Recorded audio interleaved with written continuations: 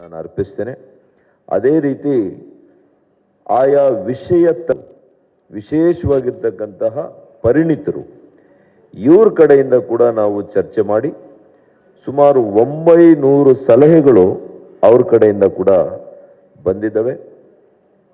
ಮತ್ತು ಅದರ ಜೊತೆಗೆ 50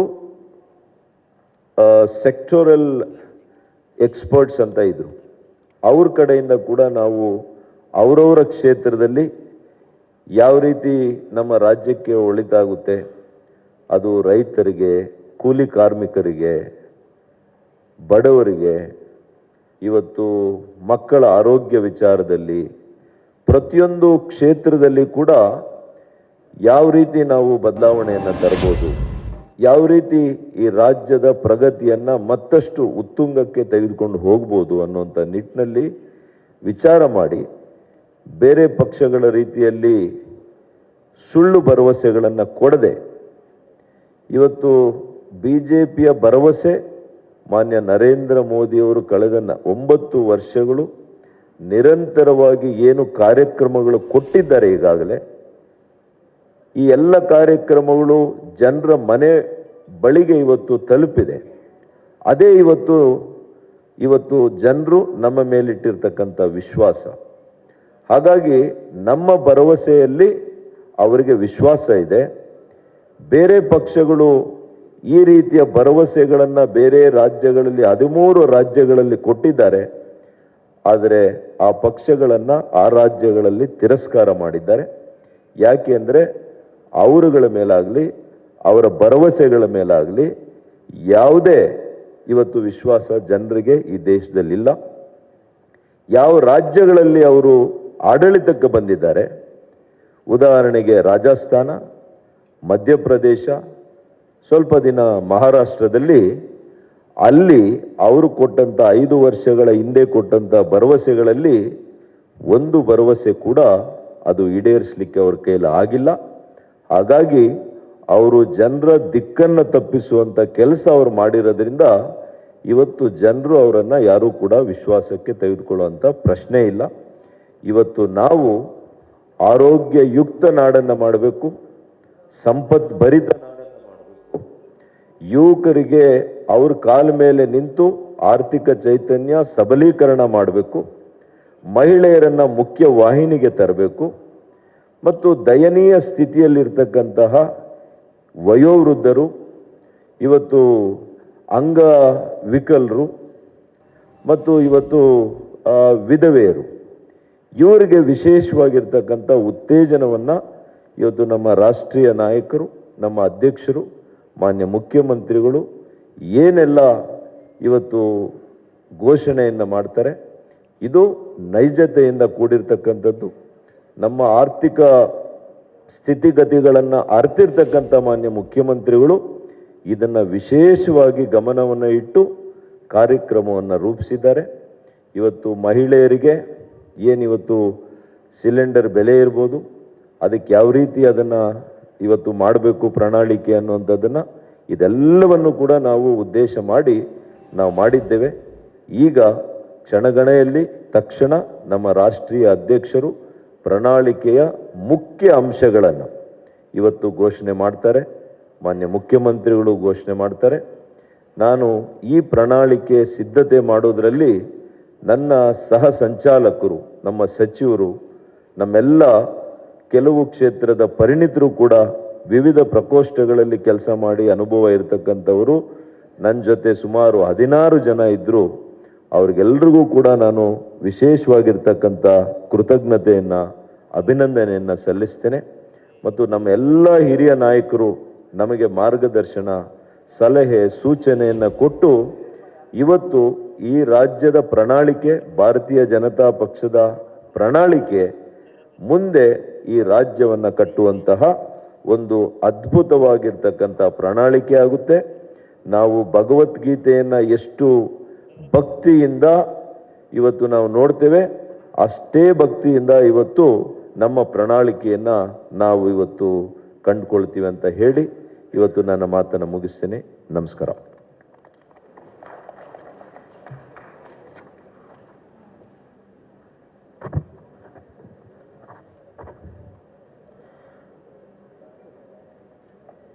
ಈಗ ನಾನು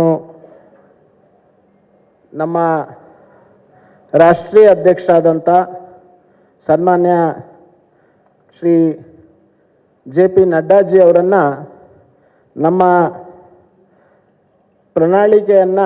ಪ್ರಜಾ ಪ್ರಣಾಳಿಕೆಯನ್ನು ಬಿಡುಗಡೆಯನ್ನು ಮಾಡಬೇಕು ಮತ್ತು ವೇದಿಕೆಯ ಮೇಲಿರುವಂಥ ನಮ್ಮ ಎಲ್ಲ ನಾಯಕರುಗಳು ಕೂಡ ತಮ್ಮ ಮುಂದಿರುವಂಥ ಪ್ರಣಾಳಿಕೆಯನ್ನು ಬಿಡುಗಡೆ ಮಾಡಬೇಕು ಅಂತೇಳಿ ನಾನು ಅವರೆಲ್ಲರಲ್ಲಿ ವಿನಂತಿಯನ್ನು ಮಾಡ್ತೀನಿ.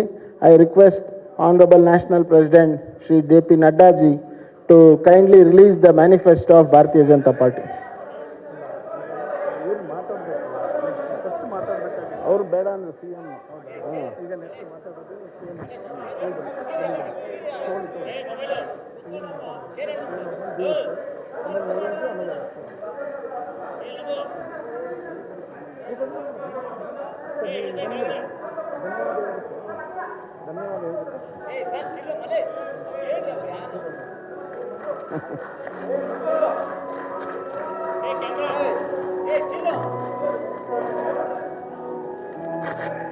ಸರಿ ಸರ್.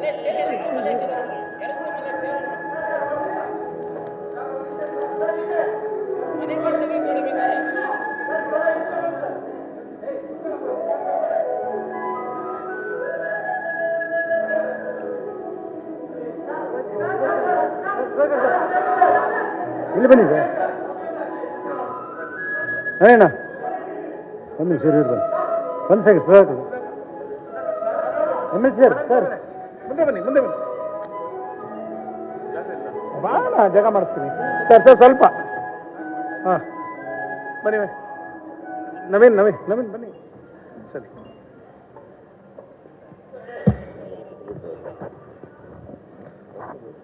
ಪ್ರಣಾಳಿಕೆಯ ಬಿಡುಗಡೆಯನ್ನು ಮಾಡಿದಂಥ ಎಲ್ಲ ನಮ್ಮ ನಾಯಕರಿಗೆ, ಮಾನ್ಯ ರಾಷ್ಟ್ರೀಯ ಅಧ್ಯಕ್ಷರಿಗೆ ಧನ್ಯವಾದಗಳನ್ನು ತಿಳಿಸ್ತಾ, ಈಗ ತಮ್ಮೆಲ್ಲರನ್ನು ಉದ್ದೇಶಿಸಿ ಮಾನ್ಯ ಮುಖ್ಯಮಂತ್ರಿಗಳಾದಂಥ ಶ್ರೀ ಬಸವರಾಜ ಬೊಮ್ಮಾಯಿ ಅವರು ಉದ್ದೇಶಿಸಿ ಮಾತನಾಡಬೇಕು ಅಂತೇಳಿ ವಿನಂತಿಯನ್ನು ಮಾಡ್ತೇನೆ.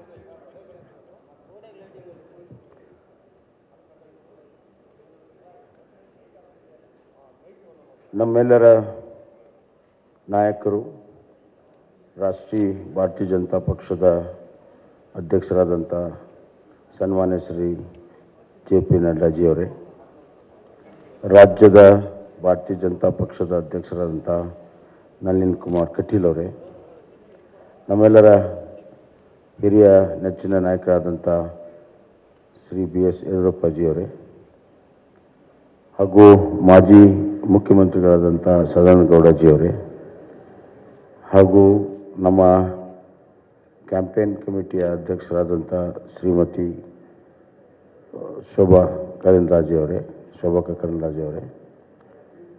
ಅಶೋಕ್ ಅವರೇ, ಮತ್ತು ಈ ಪ್ರಣಾಳಿಕೆಯ ಸಮಿತಿಯ ಸಂಚಾಲಕರಾಗಿ ಕೆಲಸ ಮಾಡಿದಂಥ ಡಾಕ್ಟರ್ ಸುಧಾಕರ್ ಅವರೇ, ವೇದಿಕೆ ಮೇಲಿರುವಂಥ ಎಲ್ಲ ಹಿರಿಯ ನಾಯಕರೇ, ಇಲ್ಲಿ ಅಪಾರ ಸಂಖ್ಯೆಯಲ್ಲಿ ನೆರೆದಿರುವಂಥ ನನ್ನ ಮಾಧ್ಯಮದ ಸ್ನೇಹಿತರು, ಭಾರತೀಯ ಜನತಾ ಪಕ್ಷ the party with the difference. ಈ ಹಿನ್ನೆಲೆಯಲ್ಲಿ ಇಡೀ ರಾಷ್ಟ್ರದ ಆಡಳಿತ ಚುಕ್ಕಾಣಿ ಹಿಡಿದಿರುವಂಥ ಒಂದು ಪಕ್ಷ, ರಾಜ್ಯದಲ್ಲಿ ಆಡಳಿತ ಮಾಡುತ್ತಿರುವಂಥ ಒಂದು ಪಕ್ಷ,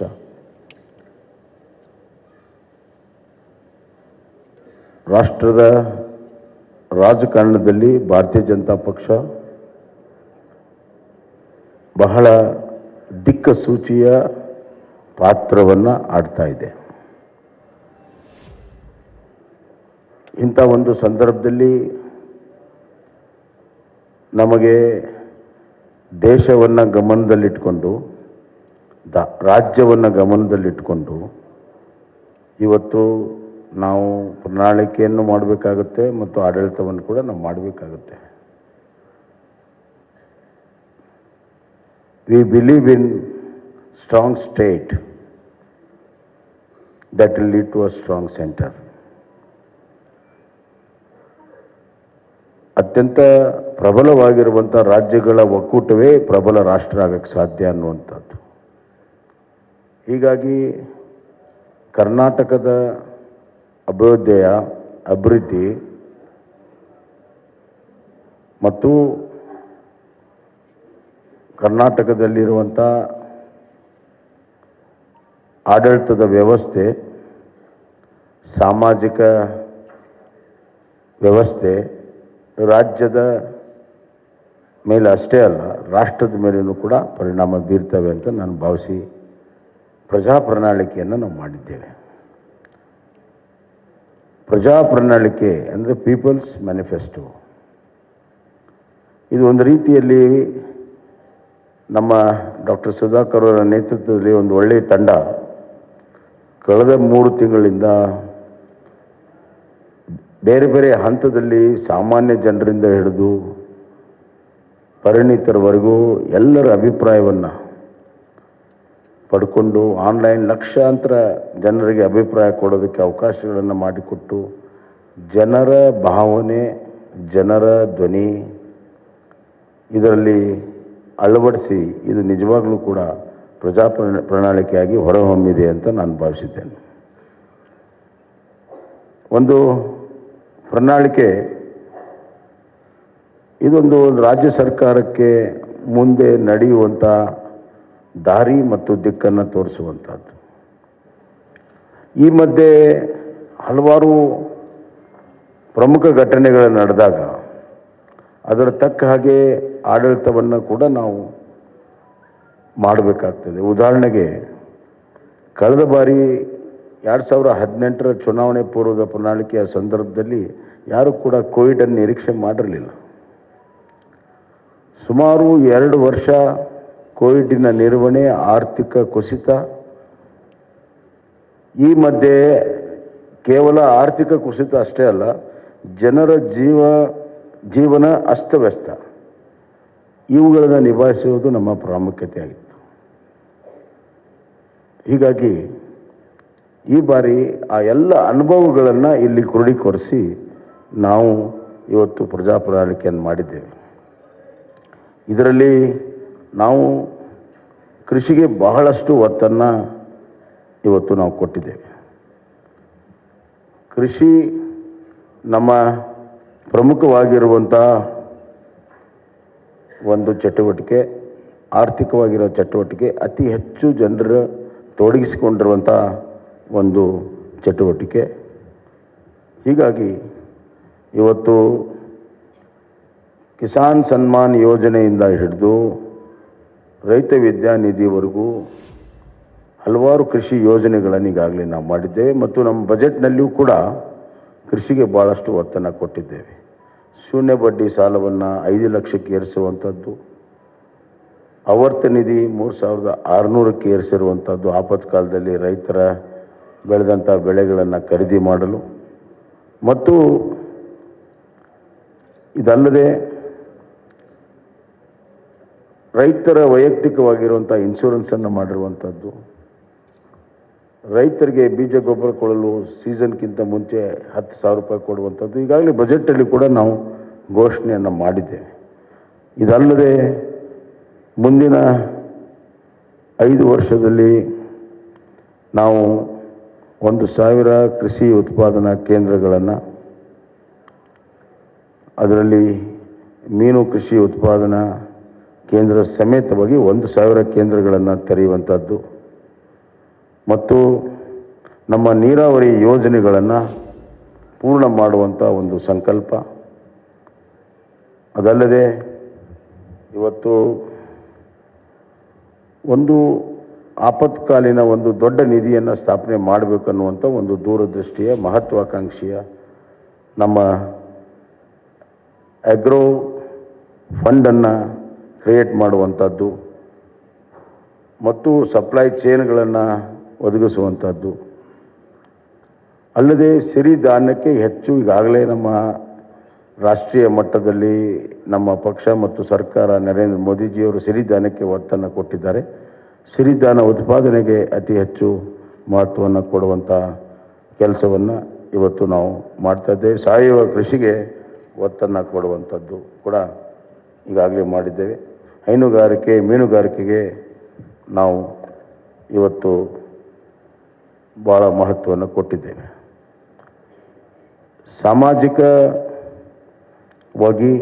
ಬಡವರ ಕಲ್ಯಾಣಕ್ಕಾಗಿ ನಾವು ಭಾಳಷ್ಟು ಮಹತ್ವವನ್ನು ಕೊಟ್ಟಿದ್ದೇವೆ. ಸಬ್ಕೆ ಸಾಥ್ ಸಬ್ಕಾ ವಿಕಾಸ್, ಸಬ್ಕಾ ವಿಶ್ವಾಸ್ ಮತ್ತು ಸಬ್ಕಾ ಪ್ರಯಾಸ್ ಅಂತ ಏನು ಪ್ರಧಾನಮಂತ್ರಿಗಳು ಹೇಳಿದ್ದಾರೆ, ಆ ನಿಟ್ಟಿನಲ್ಲಿ ಇವತ್ತು ಬಡವರಿಗಾಗಿ ವಿಶೇಷವಾಗಿರುವಂಥ ಒಂದು ಕಾರ್ಯಕ್ರಮವನ್ನು ಕೊಟ್ಟಿದ್ದೇವೆ. ಅದರಲ್ಲಿ ಪ್ರಮುಖವಾಗಿ ಇವತ್ತು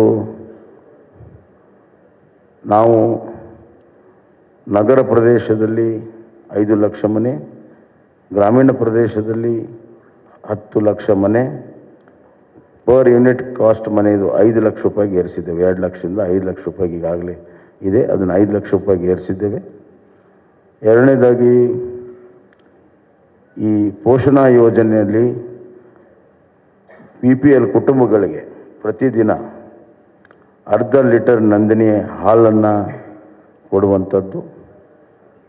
ಇದು 5 kg ಅಕ್ಕಿ ಏನು ಕೊಡ್ತಾ ಇದ್ದೇವೆ, ಅದರ ಜೊತೆಗೆ ಇನ್ನು 5 kg ಸಿರಿಧಾನ್ಯವನ್ನು ಕೊಡ್ತಾ ಇದ್ದೇವೆ. ಅಂದರೆ ಒಟ್ಟು 10 kg ನಾವು ಪಡಿತರ ವ್ಯವಸ್ಥೆಯಲ್ಲಿ ಕೊಡ್ತೀವಿ. 5 kg ಅಕ್ಕಿ, 5 kg ಸಿರಿಧಾನ್ಯ, ಒಟ್ಟು 10 kg. ಅದರ ಜೊತೆಗೆ ಇವತ್ತು ನಾವು ಪೋಷಣಾ ಇದರಲ್ಲಿ ಅರ್ಧ ಲೀಟರ್ ನಂದಿನಿ ಹಾಲನ್ನು ಪ್ರತಿ BPL ಕುಟುಂಬಕ್ಕೆ ಪ್ರತಿ ದಿವಸ ಕೊಡುವಂಥ ವ್ಯವಸ್ಥೆಯನ್ನು ನಾವು ಮಾಡ್ತೇವೆ. ಮತ್ತು ಇದು ಅನ್ನ ಮತ್ತು ಸಿರಿಧಾನ್ಯ ಒಳಗೊಂಡಿರುವಂಥ ಪಡಿತರ ಕಿಟ್ ಇರ್ತದೆ. ಆರೋಗ್ಯಕರವಾದಂಥ ಆಹಾರ ಕೊಡೋದು ಬಹಳ ಮುಖ್ಯ. ಇಲ್ಲಿ ಘೋಷಣೆಗೋಸ್ಕರ ಘೋಷಣೆ ಅಥವಾ ಚುನಾವಣೆಗೋಸ್ಕರ ಘೋಷಣೆ ಮಾಡುವಂಥದ್ದಿಲ್ಲ. ನಾವು ಅದಕ್ಕೆ ಪೈಪೋಟಿ ಇಲ್ಲ. ಸಮತೋಲನದ ಆಹಾರ ಕೊಡೋ ಸಲುವಾಗಿ ಈ ಒಂದು ಕೆಲಸ ಕಾರ್ಯಗಳನ್ನು ನಾವು ಮಾಡಿದ್ದೇವೆ ಅನ್ನುವಂಥ ಮಾತನ್ನು ನಾನು ಹೇಳಕ್ಕೆ ಇಚ್ಛೆಪಡ್ತೇನೆ. ಮತ್ತು ಪ್ರತಿ ಮನೆಗೆ 5 ಲಕ್ಷ ರೂಪಾಯಿ ಯೂನಿಟ್ ಕಾಸ್ಟ್ ಈಗಾಗಲೇ ಹೇಳಿದ್ದೀನಿ. ಆರೋಗ್ಯದಲ್ಲಿ ನಾವು ಆಯುಷ್ಮಾನ್ ಭಾರತ ಕರ್ನಾಟಕ ಯೋಜನೆ ಅಡಿಯಲ್ಲಿ ಪ್ರತಿ BPL ಕುಟುಂಬಕ್ಕೆ ವರ್ಷಕ್ಕೆ 10 ಲಕ್ಷ ಪ್ರತಿ BPL ಕುಟುಂಬಕ್ಕೆ ವಿಮಾ ಮೊತ್ತವನ್ನು 5 ಲಕ್ಷದಿಂದ ಹೆಚ್ಚಿಸುತ್ತೇವೆ. ಈಗಾಗಲೇ ಆಯುಷ್ಮಾನ್ ಕಾರ್ಡ್ನಲ್ಲಿ 5 ಲಕ್ಷ ರೂಪಾಯಿ ಇದೆ, ಲಿಮಿಟು 5 ಲಕ್ಷ ರೂಪಾಯಿ ಇದೆ ಇನ್ಶೂರೆನ್ಸ್ದು. ಅದನ್ನು 10 ಲಕ್ಷ ರೂಪಾಯಿಗೆ ನಾವು ಏರಿಸ್ತಾ ಇದ್ದೇವೆ. ಅಂದರೆ ನಮ್ಮ ಕರ್ನಾಟಕ ಸರ್ಕಾರ ಅದಕ್ಕೆ 5 ಲಕ್ಷ ರೂಪಾಯಿ ಅಷ್ಟು ಇನ್ಶೂರೆನ್ಸ್ಗೆ ಮೊತ್ತವನ್ನು ಕೊಡ್ತೀವಿ ಅಂತ. ಹೀಗೆ ಹಲವಾರು ಯೋಜನೆಗಳನ್ನು ಇವತ್ತು ನಾವು ಮಾಡಿದ್ದೇವೆ. ಹಿರಿಯ ನಾಗರಿಕರಿಗೆ ಆರೋಗ್ಯ ತಪಾಸಣೆ ಮಾಡುವಂಥದ್ದು, ಮಿಷನ್ ಸ್ವಾಸ್ಥ್ಯ ಕರ್ನಾಟಕ ಮತ್ತು ಎಲ್ಲ ತಾಲೂಕುಗಳಲ್ಲಿ ಕಿಮೋಥೆರಪಿ ಡಯಾಲಿಸಿಸ್ ಸೇವೆ ಸಿಗುವಂಥದ್ದು ಈಗೆಲ್ಲ ತಾಲೂಕಿನಲ್ಲಿಲ್ಲ. ಬರುವಂಥ ದಿನಗಳಲ್ಲಿ ಕಿಮೋಥೆರಪಿ ಮತ್ತು ಡಯಾಲಿಸಿಸ್ ಮಾಡುವಂಥದ್ದು. ಶಿಕ್ಷಣಕ್ಕೆ ಭಾಳಷ್ಟು ಒತ್ತನ್ನು ನಾವು ಕೊಟ್ಟಿದ್ದೇವೆ. NEP ಈಗಾಗಲೇ ಕರ್ನಾಟಕ ಮೊದಲನೇ ರಾಜ್ಯ ಇದೆ ಅದನ್ನು ಅಳವಡಿಸಿರುವಂಥದ್ದು. NEP ಇದರಲ್ಲಿ ನಾವು ಶಿಕ್ಷಣಕ್ಕೆ GSDPಯ 6ರಷ್ಟು ನಮ್ಮ ಅನುದಾನ ಬರುವಂಥ ದಿನಗಳಲ್ಲಿ ಇರ್ತದೆ ಅನ್ನುವಂಥ ಮಾತನ್ನು ಈ ಸಂದರ್ಭದಲ್ಲಿ ಹೇಳಕ್ಕೆ ಇಚ್ಛೆಪಡ್ತೇನೆ. ಎಲ್ಲ ವಿವರಗಳು ಇಲ್ಲಿ ಪ್ರಕಟವಾಗಿದ್ದಾವೆ, ಎಲ್ಲವನ್ನು ನಾನೇ ಹೇಳಬೇಕಂತಿಲ್ಲ.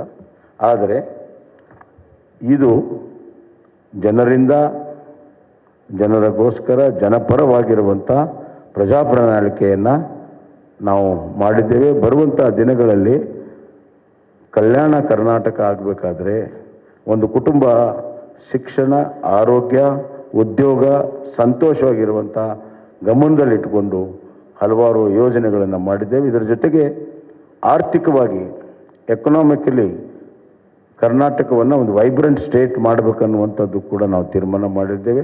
ಪ್ರಧಾನಮಂತ್ರಿಗಳ $1 ಟ್ರಿಲಿಯನ್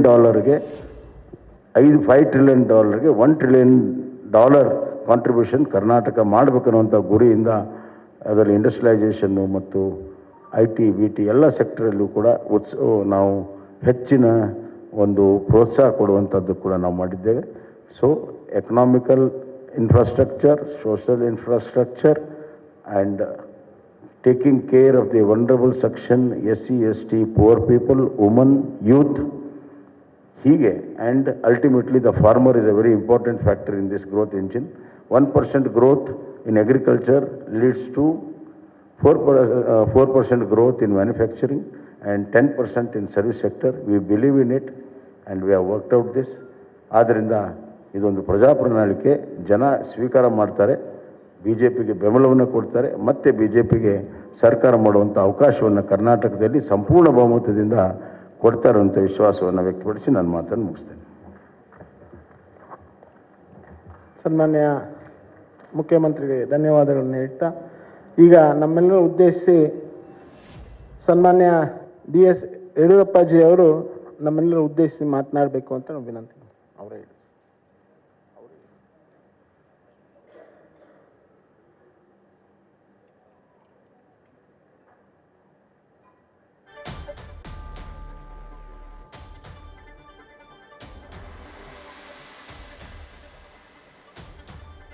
ಬಿಜೆಪಿ ತನ್ನ ಪ್ರಣಾಳಿಕೆಯನ್ನು ಬಿಡುಗಡೆಗೊಳಿಸಿದೆ. ಪ್ರಜಾ ಪ್ರಣಾಳಿಕೆ ಅನ್ನೋ ಹೆಸರಲ್ಲಿ ಬಿಡುಗಡೆಯಾಗಿರುವಂಥ ಪ್ರಣಾಳಿಕೆ ಇದು.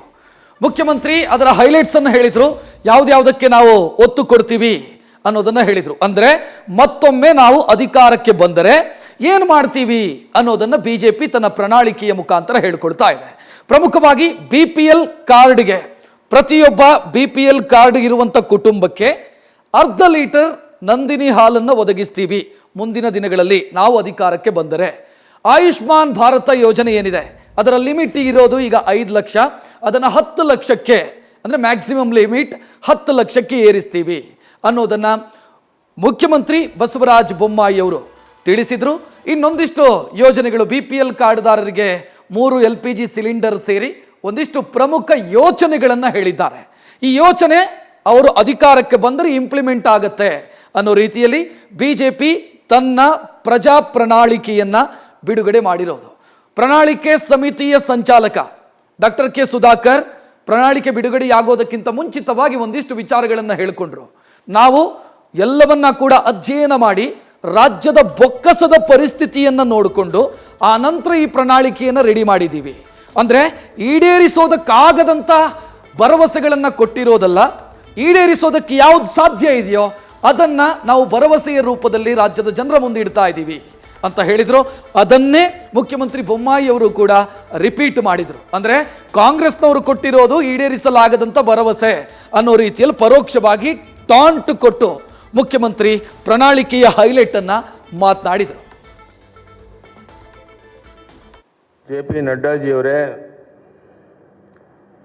ಮಾನ್ಯ ನಳಿನ್ ಕುಮಾರ್ ಕಟೀಲ್ ಅವರೇ, ಪ್ರಹ್ಲಾದ್ ಜೋಶಿ ಅವರೇ, R ಅಶೋಕ್ ಅವರೇ, ಮಾನ್ಯ ಸುಧಾಕರ್ ಅವರೇ, ಶೋಭಾ ಕರಂದ್ಲಾಜೆ ಅವರೇ, ಅರವಿಂದ್ ಲಿಂಬಾವಣಿ ಅವರೇ, ಭಗವಂತ್ ಕೋಬಾ ಅವರೇ, ಚೆಲುವಾದಿ ನಾರಾಯಣ ಸ್ವಾಮಿ ಅವರೇ, ಎಲ್ಲ ಮಾಧ್ಯಮದ ಮಿತ್ರರೇ, ಬಹುಶಃ ಈಗಾಗಲೇ ಮುಖ್ಯಮಂತ್ರಿಗಳು ತಿಳಿಸಿದಂತೆ ಅತ್ಯಂತ ಒಳ್ಳೆಯ ಒಂದು BJP ಪ್ರಜಾ ಪ್ರಣಾಳಿಕೆಯನ್ನು ಇವತ್ತು ಬಿಡುಗಡೆ ಮಾಡಿದ್ದೇವೆ.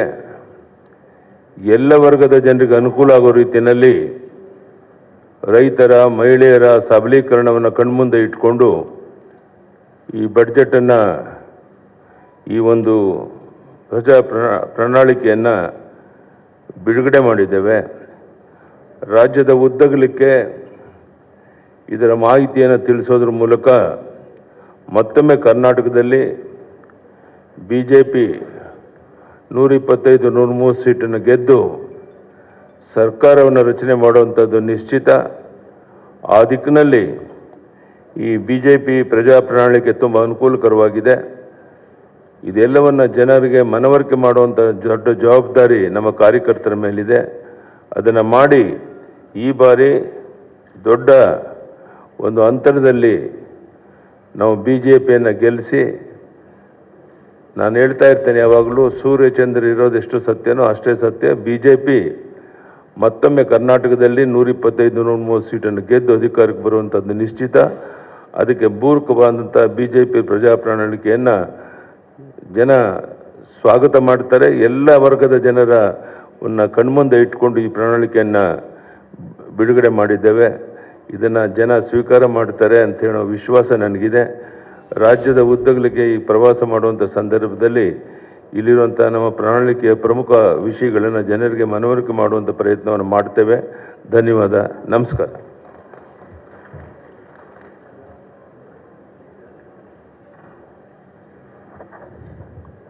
ನಮ್ಮೆಲ್ಲರನ್ನ ಉದ್ದೇಶಿಸಿ ಮಾತನಾಡಿದಂಥ ಶ್ರೀ BS ಯಡಿಯೂರಪ್ಪಾಜಿ ಅವರಿಗೆ ವಂದನೆಗಳನ್ನು ತಿಳಿಸ್ತಾ, ಈಗ ನಮ್ಮೆಲ್ಲರನ್ನ ಉದ್ದೇಶಿಸಿ ನಮ್ಮ ಭಾರತೀಯ ಜನತಾ ಪಾರ್ಟಿಯ ರಾಷ್ಟ್ರೀಯ ಅಧ್ಯಕ್ಷರು, ನಮ್ಮೆಲ್ಲರ ನಾಯಕರು ಆದಂಥ ಸನ್ಮಾನ್ಯ ಶ್ರೀ ಜಗತ್ ಪ್ರಕಾಶ್ ನಡ್ಡಾಜಿ ಅವರು ತಮ್ಮನ್ನು ಉದ್ದೇಶಿಸಿ ಮಾತನಾಡಬೇಕು ಅಂತೇಳಿ ನಾನು ಅವ್ರಿಗೆ ವಿನಂತಿಯನ್ನು ಮಾಡ್ತೀನಿ.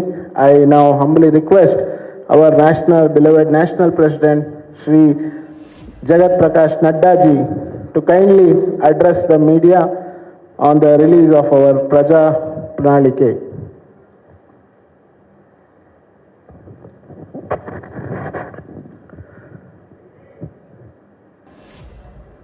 Our very senior leader and the member of the BJP National Parliamentary Board and ex-Chief Minister of Karnataka, respected BS Yediyurappa ji, our very dynamic Chief Minister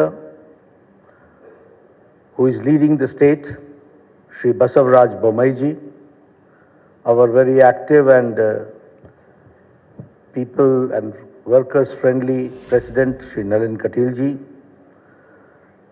our Minister in the central government and my colleague in the Lok Sabha, Shri Prahlad Joshi ji, my senior colleague, ex-Chief Minister and an ex-Minister in the Government of India, Shri Sadanand Gowda ji, Minister in the Government of India and the Chairman of the Campaign Committee, Kumari Shobha Karanlaje ji, Shri Ashwath Narayan Swami ji, Shri Bhagwat Kuba ji, Shri K. Sudhakar ji, Arvind Limbavali ji, Narayan Swami ji, K.S. Naveen ji, senior members on the dais and the friends from the media, print media and electronic media. It is indeed a matter of great opportunity for me. A few minutes back, I got the opportunity to release the manifesto of the Bharatiya Janata Party for the ensuing elections in Karnataka. First of all, as my colleague Sudhakar ji said, that this manifesto has not been formulated, drafted, or the content has not been created in any air-conditioned room. A due exercise has been done, and after a great amount of toil and perseverance by our workers who visited every nook and corner of the state, got the suggestions and connected to the thousands of households that this content has been created, which is in the form of this manifesto. Here I would also like to remind you that when Yediyurappa ji took over and later on Mr. Bommai continued, and when the baton was handed over to him, I can say that the Bharatiya Janata Party government converted the calamity into an opportunity. the pandemic of COVID-19, the floods, all that was converted into an opportunity. And if I speak in Hindi, I'll say, आपदा को अवसर में बदलने का काम येडियुरप्पा जी और बोमई जी ने किया. And because of that, we can say that now Karnataka is reaching a 1 trillion economy. That we have to understand. One thing more I would like to say here is about the 6 years of the Indian National Congress misrule, where the good work done by Bharatiya Janata Party was a great setback because of the reverse gear government of Siddaramaiah, which ruled the state. We should also remember that during Siddaramaiah's regime, it was the looting of the natural resources, it was letting the criminal and antisocial elements run amok, and appeasing a certain section of the society only to consolidate their vote bank and playing the politics of vote bank. When I talk about the reverse gear government, we remember 2014 to 2019, where all the good policies of Prime Minister Modi's government was brought to halt in Karnataka. And that was the black day when the Karnataka saw. Here I would like to explain in detail also, because you will say that I am giving a very passing sweeping statement. But it is not a passing sweeping statement. I would like to give you and quantify my contention which I am saying. And when I say so, I will say tab or ab. Then and now, we have to understand the difference.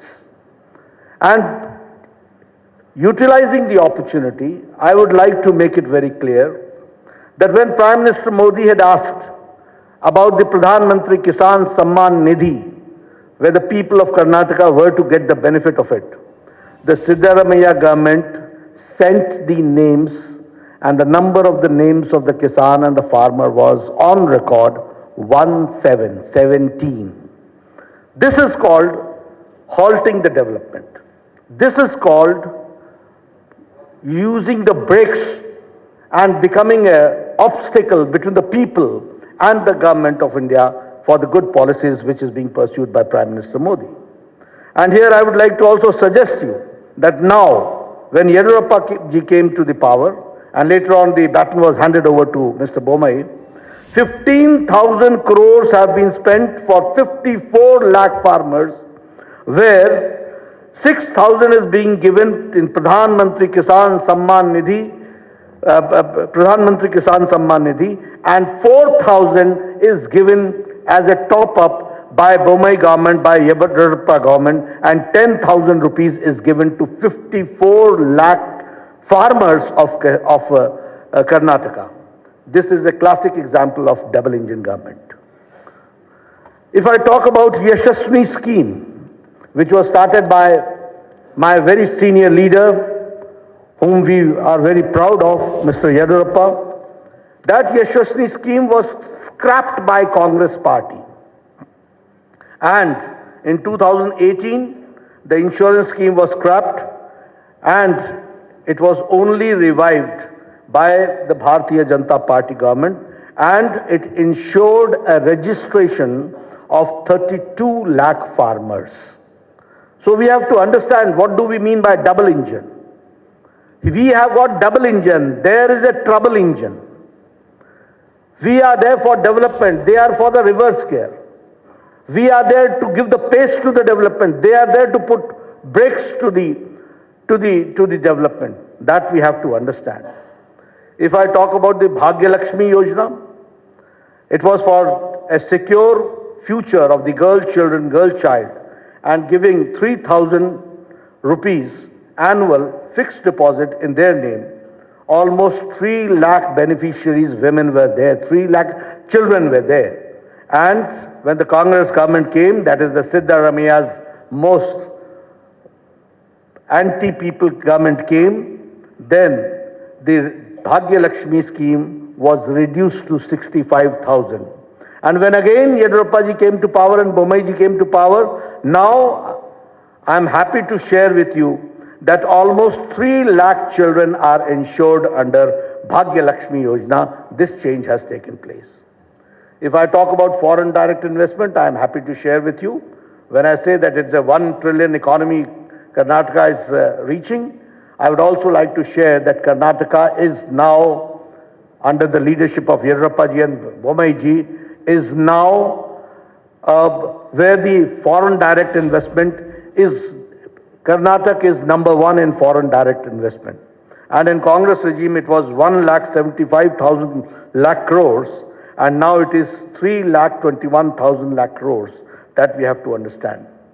If I talk about the average irrigation budget, it was 11,600 crore during Congress regime, and now it is 21,201 crore, which is an increase of 80% that we have to understand. If I talk about the establishment of health and wellness centers, I was the health minister at that point of time when Siddaramaiah was the chief minister. And with a lot of push by the government of India and by the support of government of India, the Congress regime could only open 548 health and wellness centers were operationalized. But under Bommaiji's regime, health and wellness centers has reached the number of 8,618. This is the pace of the government in the health sector that we have to understand. During Congress regime, there was a breakdown of law and order, and the PFI was given a free hand to terrorize people, and you will be astonished to know that Bengaluru became the second most unsafe city for women in India, and this was the time when Mr. Siddaramaiah withdrew 175 criminal cases against PFI, Popular Front of India. But when BJP came, PFI was banned, NIA was given a free hand, and 41,000 security cameras were installed across the city, enhancing women's safety. I'm giving you the statistics, the data, which says that how we are working and how we want to bring the change. When I talk about the double engine, we are delivering best without rest, and the achievements of the government of India and government of Karnataka I would like to share with you. Bommaiji started this Raita Vidya Yojana, and 725 crore worth scholarship of 11 lakh children were given to farmers' sons, landless, to the farmers, to the landless, to the laborers, to the weavers, to the fishermen, to the cab drivers, to the auto rickshaw drivers under the scheme of Vidya Nidhi scheme, which is Vidya Nidhi Yojana. If I talk about the development, as Mr.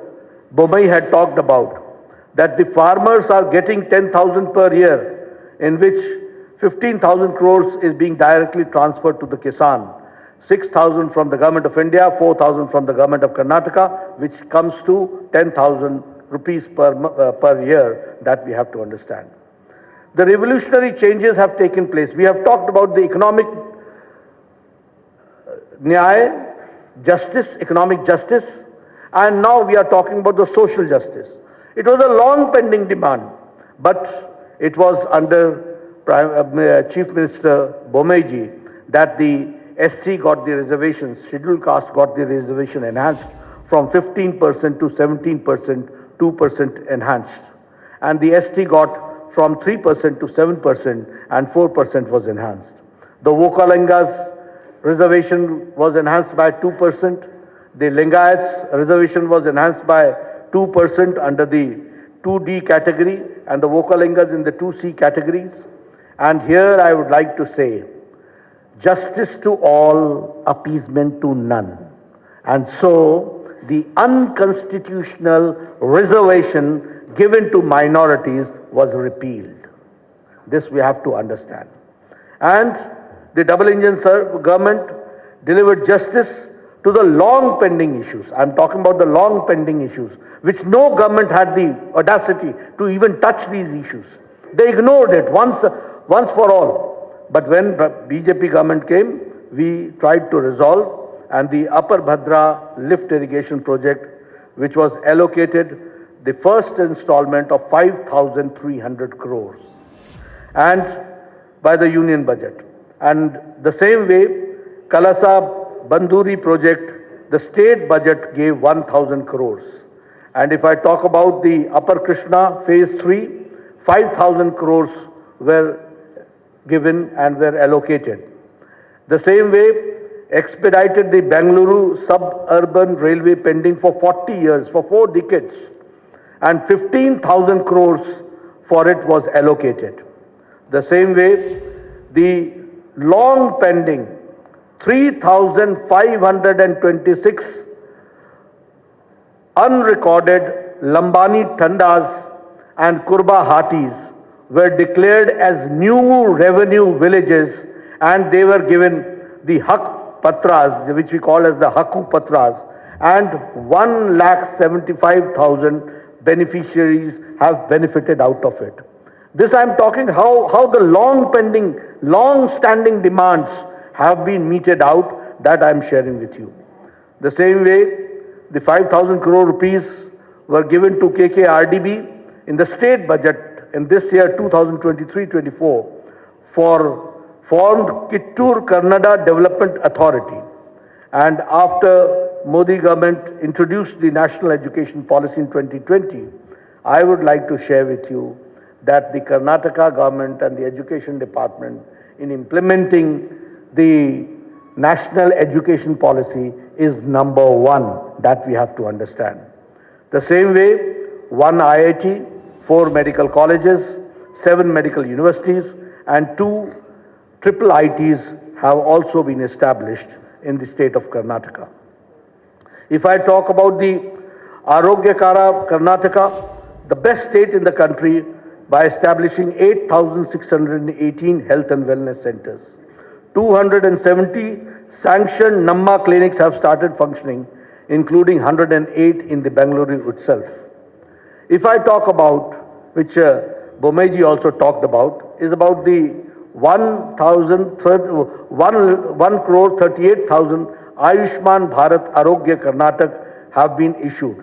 Here you see the Ayushman Bharat and the Arogya Karnataka, both together have taken care of the common man, that we have to understand, and 37 lakh poor people have availed this facility.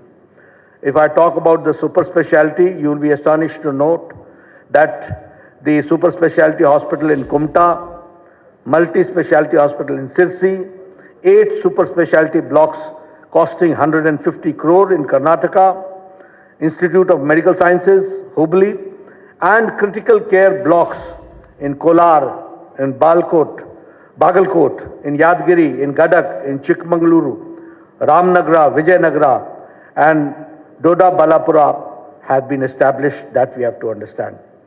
If I talk about the Karnataka, which attracted 3.21 lakh, as I said, in the FDI, foreign direct investment.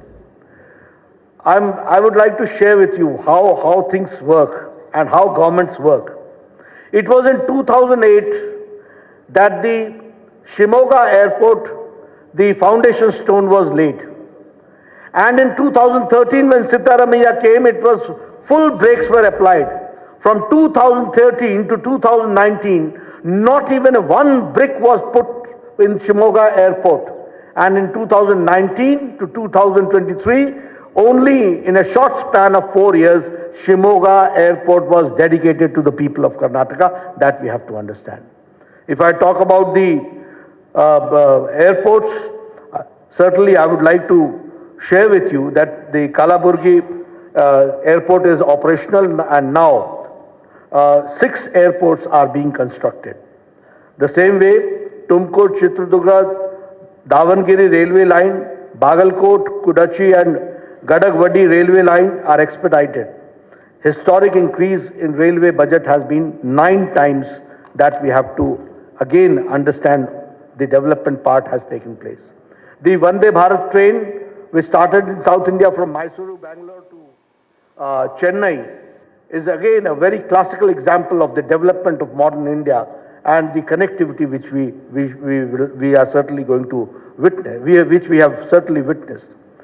We have also, I would like to share here, that we have talked about infrastructure, we have talked about health, we have talked about education, we have talked about social justice, we have talked about economic development, but here we have also taken care of historic steps to protect and revive the glorious culture of Karnataka and the Kannadigas.